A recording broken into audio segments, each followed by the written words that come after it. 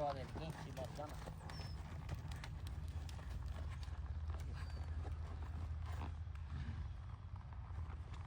Put it back. There it is. Little wee bit, one step. One step to glory is one step to victory. Can you show that again? Because you went up against the fence on purpose, didn't you? To do that. I changed the side because I want the hip to go that way. Yeah. So I put it back. Quite do it. She wants the barrel herself right around. Which is good. But you want to be able to control that barrel. She's quite happy coming in here. So if a horse is doing something you're not happy with, we call that an out. That's out. It doesn't want to do what you're doing, so it does something out. So that's it, out. It's not a bad out, it's just not doing what you want to do. So that's just something you got to work on. You can do it this side. But that's okay, this is something you're going to work on. Yeah, it's not important to get it all right now. It's important to get it all right at the end. And at the end, later on, the best thing to do with any horse with its got with its forward in the pen or does something in the pen you don't like, runs up and down, just go and put the saddle on and work it. That's the best thing to do. Yes. So when you're asking her to turn like that, are you like already applying like those cues of like pressure of like moving your leg back and just like trusting after like doing like the flagging that they know to like move away from that pressure? Is that kind of the idea of how they can do it? Yeah, you'll see better when I get on a bridled horse. When I'm talking to you guys, I'll be doing something with that horse. If it's fidgety and it wants to fidget over here, I'll put its hindquarters over there and go, oh, fidget there now. And they go, oh, I did something else that I didn't want to do. I wanted to come down and fidget, but he made me put my hindquarters over there. So that's change its mind. Change its mind about what it's doing. It's all about what you get into this that makes the difference. So you'll see me out there on that young horse. You're going to load me in the next session. Something goes wrong, I'll go in and if it's standing there and it's fidgeting or it's moving, some of them will shake their head and put their heads down and pull a rein out of your hands. I'll push a shoulder over, or as soon as it does, I'll push a shoulder.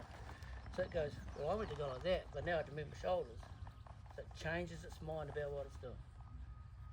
And then when you finish like flagging and you're like going in to like touch like the horse for like the first time, like if the horse like bolts again, do you just go right back to like flagging until like they'll stand there nicely when you come up to them? Right down to its.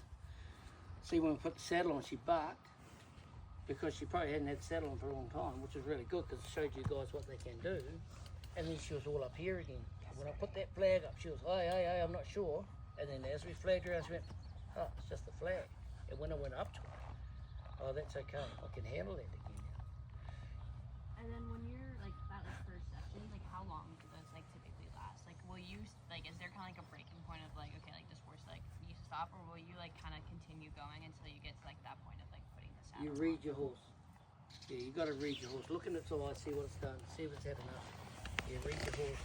But normally with a horse that's been out for 12 months, they take a fair bit because they're full of grass, they're fresh. And that's good because the more work you get into them, the calmer they're going to get for you.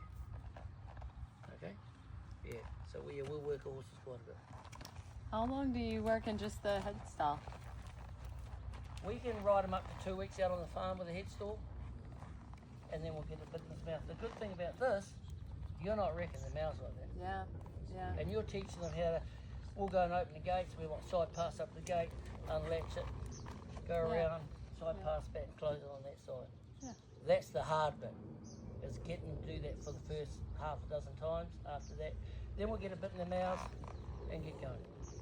Yeah. But we can do a bit of riding up and down, even down the track and back from the yard that wherever you're using, down the track and back, and just make sure they've got some flex. They've got to remember they've got to be flexible. Mm-hmm. Yeah, like this horse is real flexible. So when you get a bridle on this horse's mouth, you're going to do a lot because you can always do it.